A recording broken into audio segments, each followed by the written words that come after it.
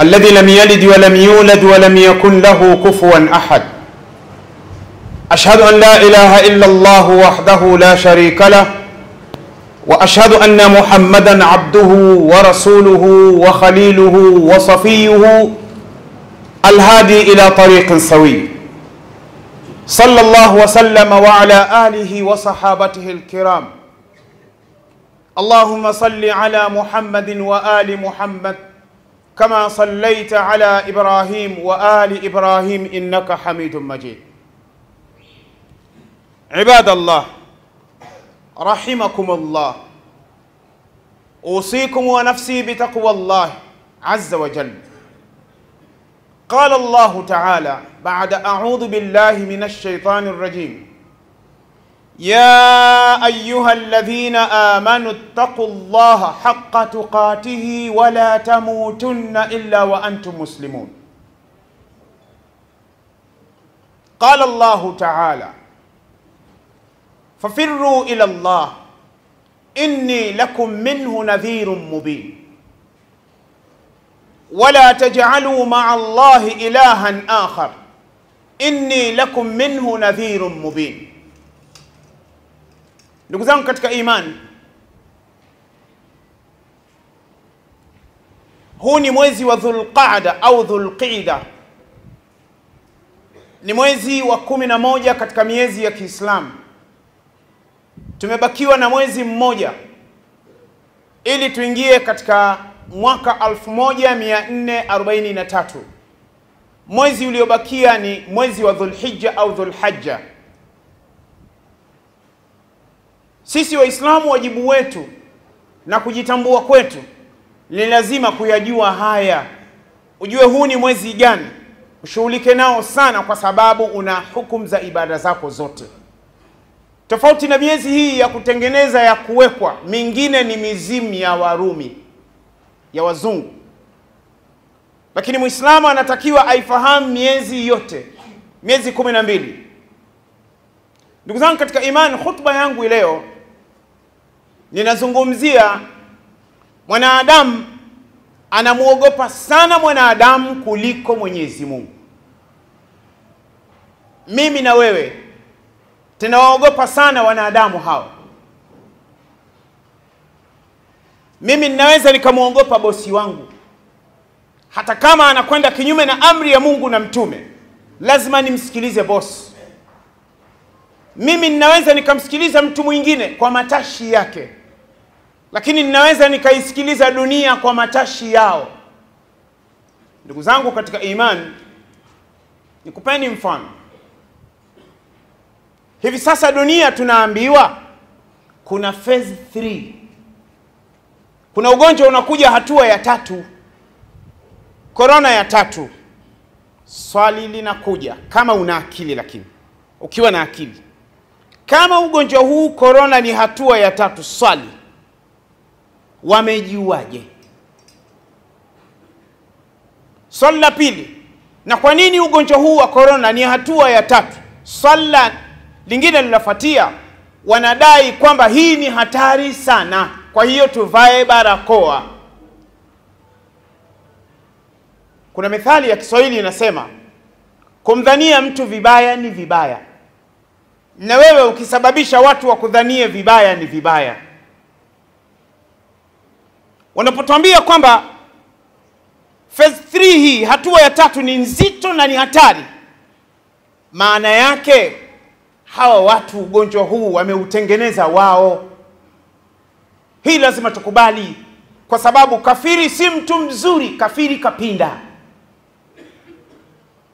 Hata akiwa kafiri wa Tanzania kapinda, kafiri ni kafiri tu. Wanatofautiana. Kuna European country wapo makafiri, na wapo Afrika makafiri, na mpaka Arabuni wapo ambao ni makafiri, lakini kafiri ni kafiri tu.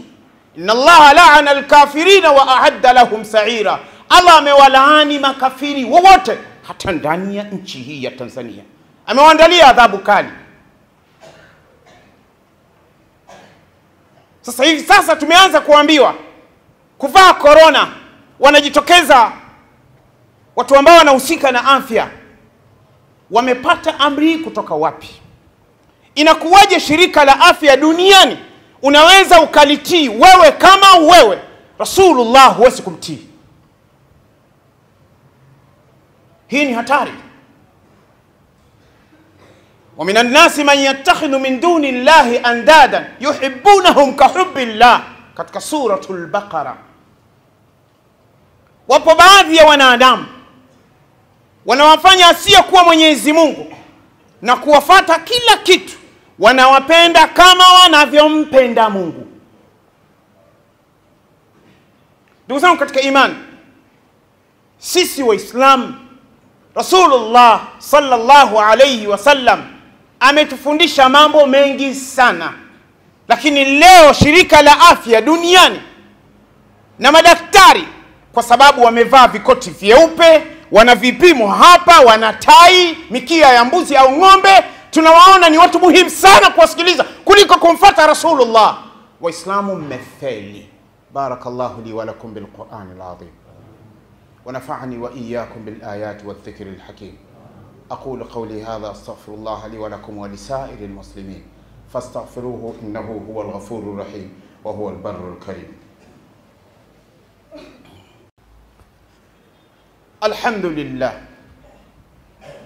الحمد لله الذي جعلنا من الناصحين وأفهمنا من علوم العلماء الراسخين. أشهد أن لا إله إلا الله وحده لا شريك له وأشهد أن محمدا عبده ورسوله. Ndugu zangu katika imani, tunawaogopa sana wanadamu na tunawasikiliza sana wanadamu kuliko kumfuata Allah na Mtume sallallahu alayhi wasallam. Chukua mfano. Waislamu tumefundishwa tunapolala tulalie ubavu wa kulia, na madaktari wanalithibitisha hili. Kwa nini ubavu wa kulia? Ubavu wa kushoto ni hatari kwa afya yako, ni hatari sana. Lakini Rasulullah sallallahu alayhi wasallam alishatuambia mapema, kabla hawajakuwepo wafatai, kabla shirika la afya halijaanza. UN, Umoja wa Mataifa, umeanza mwaka 1945 katika mji wa San Francisco. Leo mnawekewa mambo.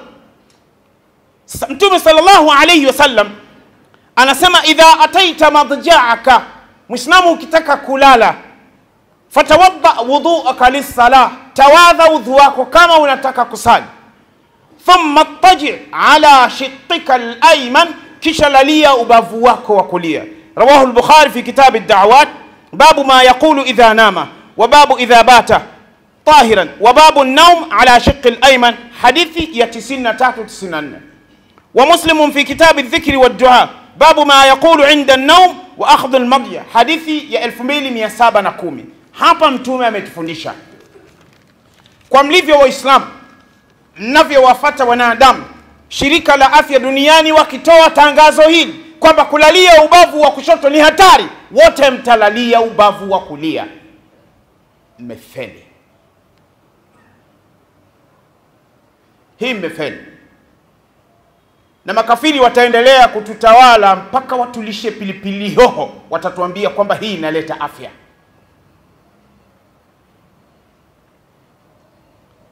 Jambo lingine, Mtume sallallahu alayhi wasallam ametufundisha, ndugu zangu, Muislamu anapotaka kulala ni sunna aoshe mikono yake miwili. Leo wanatuambia tuoshe mikono before you are going to our bed. Osha mikono yako kabla hujaenda kitandani, tena kwa sanitizer. Unafundishwa na mtu ambaye hajafanya khitani. Mijitu ambao haijui tahara ndio tunaifanya ya maana. Watu ambao hawajui kuoga janaba tahara leo mnawasikiliza kuliko Muhammad sallallahu alayhi wasallam. Mmefeli. Sikiliza Mtume sallallahu alayhi wasallam. An Abi Hurairah radhiyallahu anhu, imesimuliwa hadithi na Abu Hurairah qala sallallahu alayhi wasallam, man nama. Muislamu hakusema, Mtume hakusema man kwamba Muislamu, amesema man, yoyote yule, nama atakaye lala, wa fi yadihi ghamarun, na mkononi mwake kuna shombo au kuna kitu kibaya, walam yaghsiluhu, hakuosha mikono yake, fa asabahu shay'un, akapatwa na maradhi, fala yalumanna illa nafsa, asimlaumu yoyote isipokuwa mwenyewe. Rawahu al-Bukhari. Nakuulizeni Waislamu, kama wazungu wanasema haya, mtanawa mnawi, na mtanawa na mnanawa mpaka leo, kwa nini hamumtii Mtume sallallahu alayhi wasallam? Muislamu amefundishwa anawe kabla hajalala. Muislamu amefundishwa anawe kabla ya kula. Muislamu amefundishwa anapotoka chooni aoshe mikono. Haya Muhammad alishafundisha, mpo wapi? Nikiyasema mimi shekhe, ambe mashehe nao bana wakitoa mawaidha wanakuwa wakali sana. Kwani nikubembeleze? Kwani wewe kwangu wewe nani? Umenipa pumzi wewe? Umenileta duniani? Nasema analolitaka Mungu, simridhishi mtu duniani mpaka nchi hii. Hakuna aliyenipa uhai, ni Allah. Hakuna aliyenileta duniani, ni Allah. Atakaye niondoa duniani ni Allah, sio wewe. Sana wewe utamind, utafanya figisu, unaweza ukanitafutia chochote, lakini my friend, one day na wewe utaondoka. Wako wapi watu walioua? Wako wapi watu walioua? Wako wapi watu waliojifanya jeuri? Wako wapi watu ambao wamedhulumu mali za watu miaka 200 iliyopita mpaka leo, na wengine wamekufa? Utakufa kifo kibaya. Ondoka duniani, kaulizo yako. Muislamu anatakiwa kabla ya kulala aoshe mikono. Hadithi katika Sahih Bukhari, Mtume sallallahu alayhi wasallam ametufundisha tunapotaka kulala tufunge milango, tufunike vyombo. Muhammad amesema haya, na uhakika shirika la afya wakisema mtafunika nyinyi because mmefeli. Uislamu sura ya 40 aya 48, fasatadhkuruna ma aqulu lakum wa ufawwidu amri ila Allah inna Allah basirun bil ibad. Mtayakumbuka haya ninayoyasema, mtakuja kuyaona ukweli wake. Haya ninayokuambieni, wa ufawwidu amri ila Allah, nakabidhi wajibu wangu, nimeshasema. Unasikia mashehe walikuwa wanatuambia, ndugu zangu katika imani, Mtume ametufundisha kucha zisiwe ndefu za miguu na mikono. Humu ndani kuna watu mnakucha kama kunguru humu msikitini. Jiangalieni wenyewe. Na Mtume ametuambia kucha zikiwa ndefu zikatwe. Why? Because unapoachia kucha ndefu, bakteria wanaingia, ni hatari kwako.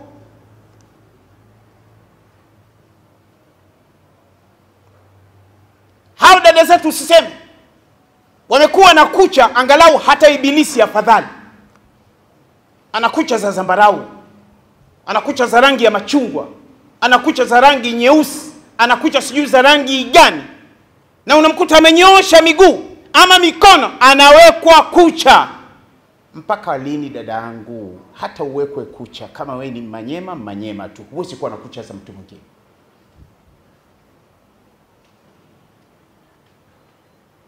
Jana nimepita pahala fulani Kariakoo juzi. Napita eneo fulani, nimezungukwa na nywele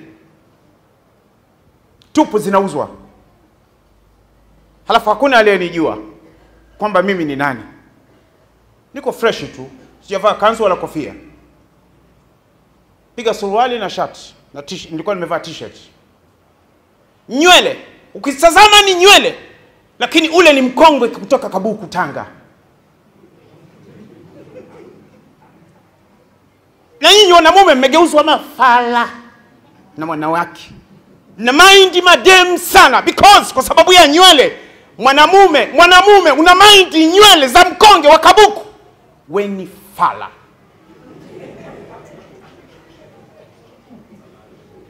ni mambo yanachekesha, lakini huu ndio ukweli. Niwaambie wanamume, mmezidi. Mwanamke anaangaliwa tabia njema.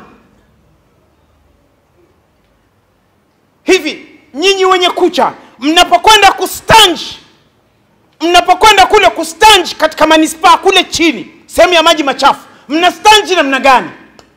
Uchafu unatoka hautoki? Hautoki. Mnabakia na kinyesi. Wachafu. Ndugu zangu katika imani, ninapoyakemea mambo, please, sitaki kiki yako. Aliyenipa kiki ni Allah bas.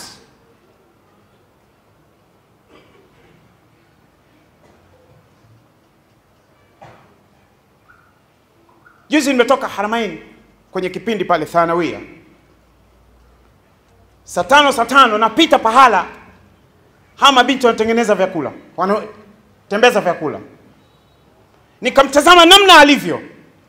Kuna kitu ameweka huku nyuma kama tikiti. Mnajua ndugu zangu katika imani, mimi naitwa Hashim Ahmadi Rusaganya, Kabiriko Ruremesha. Mimi ni Muha wa Kigoma, kando maziwa Tanganyika, karibu na hifadhi ya taifa Gombe. Unaweza ukauliza, huyu jamaa katoka wapi?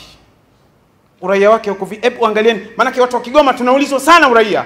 My friend, Mtanzania wewe. Kwani wewe ukiwa raia wa Tanzania kwa Mungu ni nani?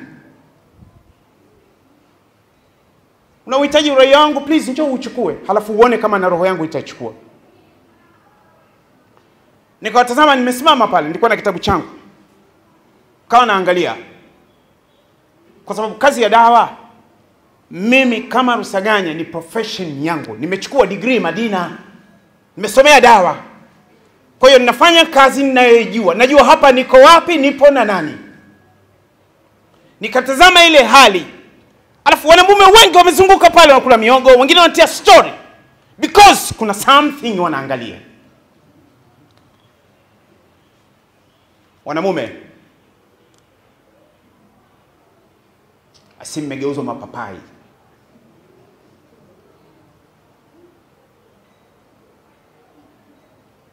Sasa ndugu zangu katika imani, Mtume sallallahu alaihi wasallam ametufundisha kufunika vyombo. Qala sallallahu alaihi wasallam, aghliqul abwaba, fungeni milango mnapotaka kulala. Wa auki'u siqaa, na muinamishe vyombo wakati mnapotaka kulala. Wa khammirul inaa, na mtafute vitu vya kufunika vyombo kama viko wazi vina maji. Wa aqfi'ul misbaha, na mnapotaka kulala zimeni taa. Rawahu al-Bukhari wa Tirmidhi. Hii ni maelezo ya Mtume sallallahu alayhi wasallam. Haya anaeleza Mtume yote ni sahihi. Kwa nini tufunike vyombo? Kwa nini tufunike vyombo? Ndiyo maana Mtume katika hadithi nyingine, unapokuwa na glasi ya maji, ukiweka hapo, kwa mfano baada unaendelea na kazi zako, Mtume ametuambia weka kijiti chochote, kwa mfano glasi, weka kijiti pale, au kalamu yako. Kwa nini ile kalamu iweke juu ya glasi? Ni kwamba chochote kile ambacho ni hatari kinakuja kunasa kwenye kile kitu ulichoweka juu. Haya hayafanyiki mpaka wanasema wazungu. Juzi nipo restaurant moja, nakwenda kunawa mikono na sabuni kabla sijala. Yale mabomba ni mabomba ambayo yakiwekwa hapa msikitini mpaka salatul maghrib, katibu atalazimika Mtambani kununua koki nyingine. Jamaa anamsikia anasema, wanatuwekea koki za wazungu. Why koki za wazungu? Kila kitu mzungu. Hivi ni sahihi kila kitu mzungu? Ni sahihi? Hivi nyinyi Waislamu wenzangu na Waafrika wote, mnafahamu kwamba wazungu ndio wamesema asili ya mwanadamu ni nyani? Na watoto wetu wanafundishwa primary, asili ya mwanadamu ni nyani, kutoka kwa kafiri Darwin. Kafiri amepinda Darwin, Mungu amlani. Mungu amlani Darwin. Mungu amlani Darwin. Mungu amlani Darwin. Asili ya mwanadamu ni nyani. Na leo mpaka kuna syllabus in this country, katika nchi hii, kwamba asili ya mwanadamu ni nyani. My friend, babu yangu mimi si nyani. Syllabus imeandikwa na timu maalum kwamba asili ya mwanadamu ni nyani, na mwalimu analeta points, mwanafunzi anashuka. Tena mwalimu ameweka ima katika marking scheme au scheme of work, ameweka baadhi ya vipengele. Asili ya mwanadamu ni nyani. Na kuulizeni swali, nani anaweza akasema yeye ni nyani? After sala anyoshe mkono aje hapa na achukuliwe cameras. Naomba viongozi wa nchi upande wa wizara ya elimu, naomba mnisikilize, na dada yangu Muha mwenzangu,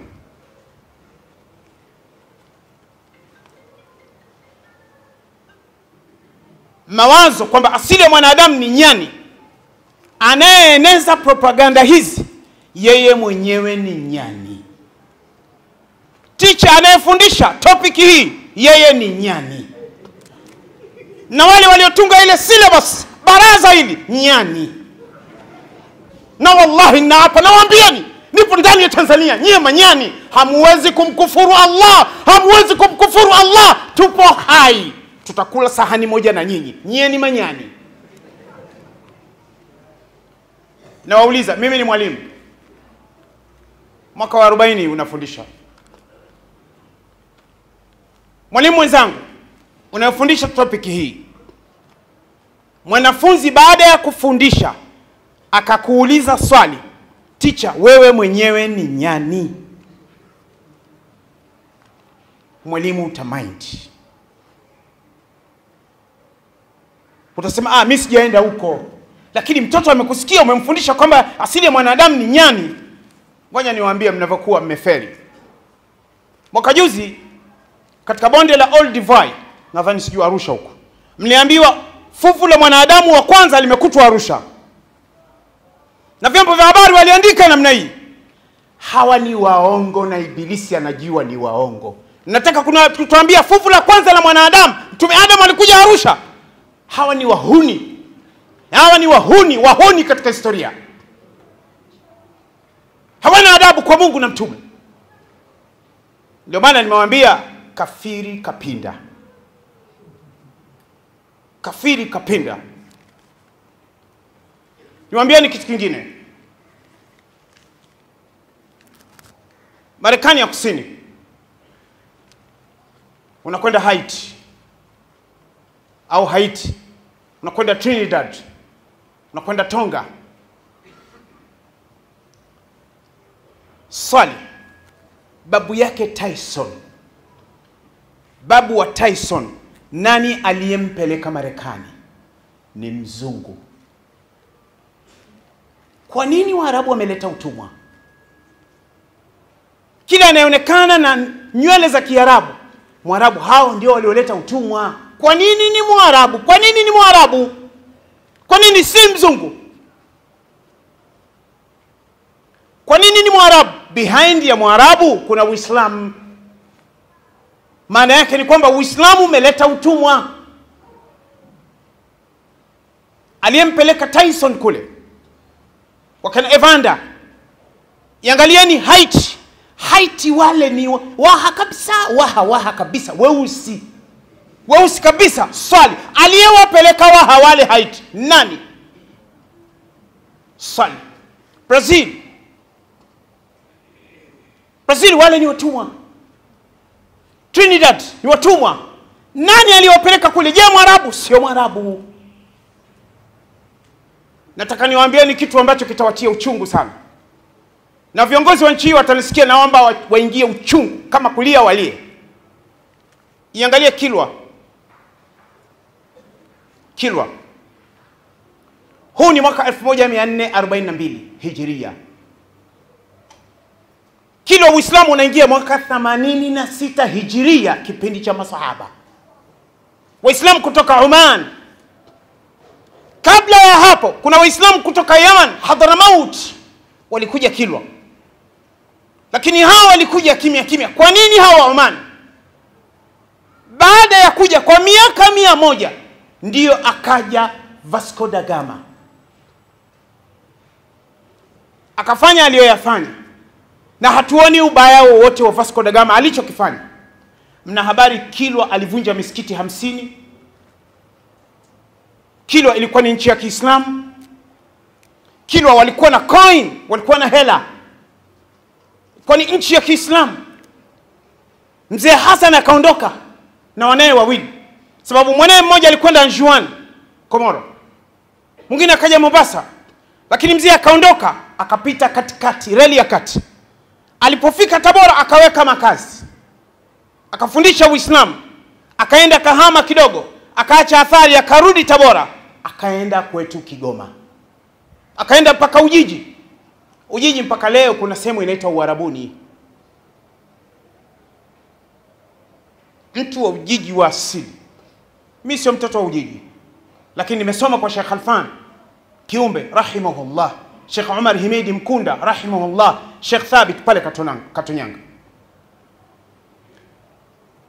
Kabla hujafika Arabuni kwa kina Khalfan Sud, Said Sud, kuna mtaa unaitwa Livingstone. Why Livingstone? Wamanyema na Waha wana mtu anaitwa Livingstone, lakini Livingstone alichukua ramani ya Waarabu kutoka Kilwa, akawafuatilia katikati ya reli ya kati. Alipofika Tabora akapata ramani, akaenda Kilwa, akarudi, akaenda moja kwa moja mpaka Kigoma. Alipofika pale akaondoka moja kwa moja mpaka akaenda Ujiji.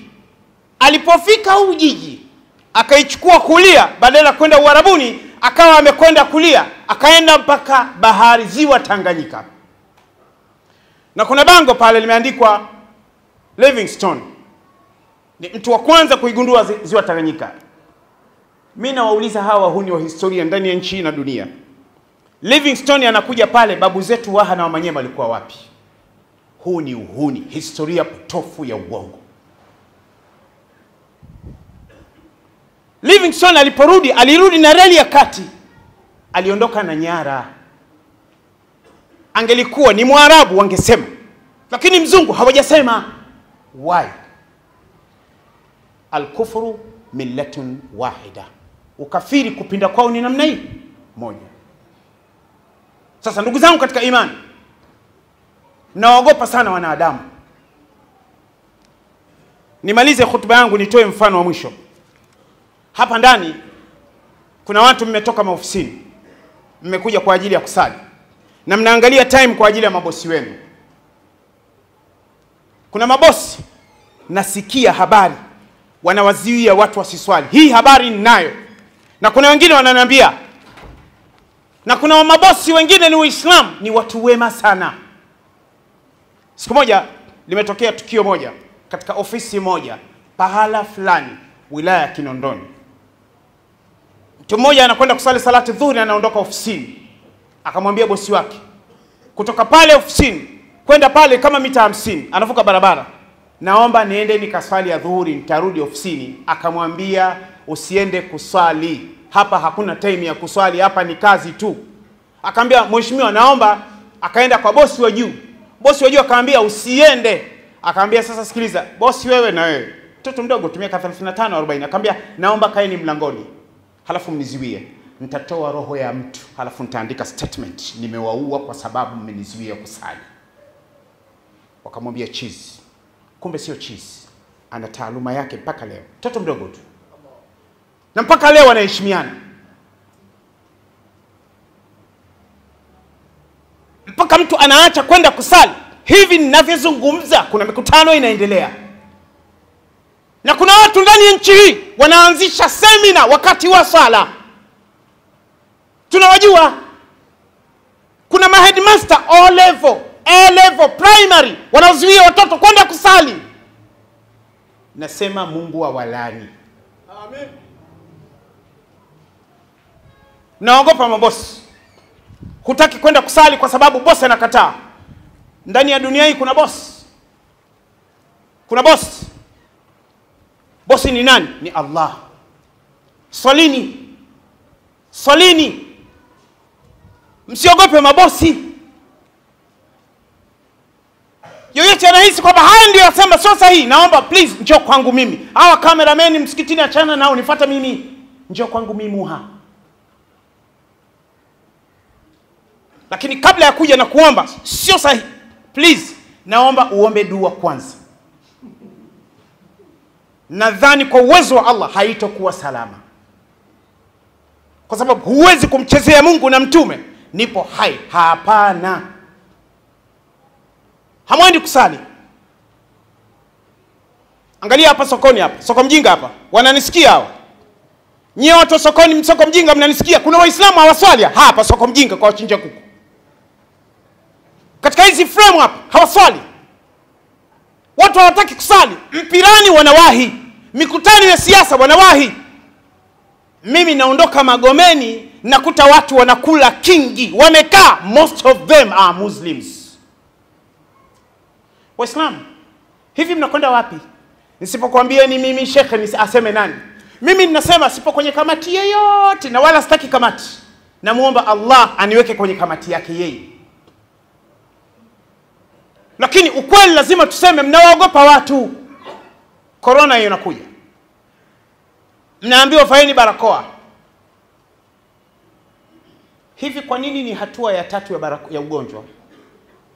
Narudia mithali yangu, kumdhania mtu vibaya ni vibaya, na wewe kusababisha watu wa kudhanie vibaya ni vibaya. إن الله ملائكته يصلون على النبي يا أيها الذين آمنوا صلوا عليه وسلموا تسليما. اللهم صل على محمد وآل محمد كما صليت على إبراهيم وآل إبراهيم، وبارك على محمد وآل محمد كما باركت على إبراهيم وآل إبراهيم إنك حميد مجيد. وارض اللهم عن جميع صحابة رسول الله أبو بكر وعمر وعثمان وعلي، وعن جميع صحابة رسول الله أجمعين. ربنا آتنا في الدنيا حسنة وفي الآخرة حسنة وقنا عذاب النار. اللهم ارفع عنا داء كورونا من بلاد تنزانيا. اللهم سلم مواطن ومقيم تنزانيا من مرض كورونا. اللهم سلم يا سلام، واحفظ يا حفيظ، واستر يا ستار مواطن ومقيم تنزانيا من مرض كورونا. اللهم ارفع عنا وباء كورونا. اللهم ارفع عنا داء كورونا. اللهم استرنا من جميع الأمراض وسيء الأسقام. اللهم إنا نعوذ بك من البرص والجذام والجنون ومن سيء الأسقام ya Rabbal Alamin. Allah, tunakuomba utupe afya njema katika Tanzania. Allah, tunakuomba utuondolee maradhi ndani ya Tanzania, iondoe corona ndani ya Tanzania. Allah, tunaomba tubakie salama. Umaskini wetu huu unatutosha ya Rabbi, ukiongeza corona utatumaliza ya Rabbi. Tubakie hivi hivi salama ya Rabbi, kwa uwezo wako ya Rabbal Alamin. Allah, yoyote ni adui wa Uislamu ndani ya Tanzania unamuona, yoyote ambaye anamchukia Muislamu ndani ya Tanzania unamuona. Hatuna uwezo nao, hatuwajui wako wapi, wamepanga nini. Allah, wewe ndio unawajua. Popote pale walipo, wapelekee askari wako waondoe vichwa, wape maradhi, waugue vitandani. Maadui wa Uislamu ndani ya nchi waondoke, maadui wa Uislamu ndani ya nchi waondoke. Kila anayemchukia Muislamu Allah unamuona, kila anayemchukia Muislamu Allah unamuona. Allah, nakuomba umpe afya njema mama yetu rais wa nchi, umpe afya njema mama yetu Samia. Allah, yoyote anayemkusudia ubaya umrudie mwenyewe, yoyote anayemchukia chuki mrudie mwenyewe. Allah, umpe afya njema, mjalie afanye kazi kama unavyotaka wewe. Mwenye haki ampe haki yake, asiyekuwa na haki asimpe haki. Ya Rabbi, tunakuomba timu iliyosimama naye nao wasimame salama. Allah, tunakuomba utupe afya njema katika Tanzania birahmatika ya arhamar rahimin. Ibadallah rahimakumullah. Inna Allah ya'muru bil adli wal ihsan وإيتاء ذي القربى وينهى عن الفحشاء والمنكر والبغي يعظكم لعلكم تذكرون.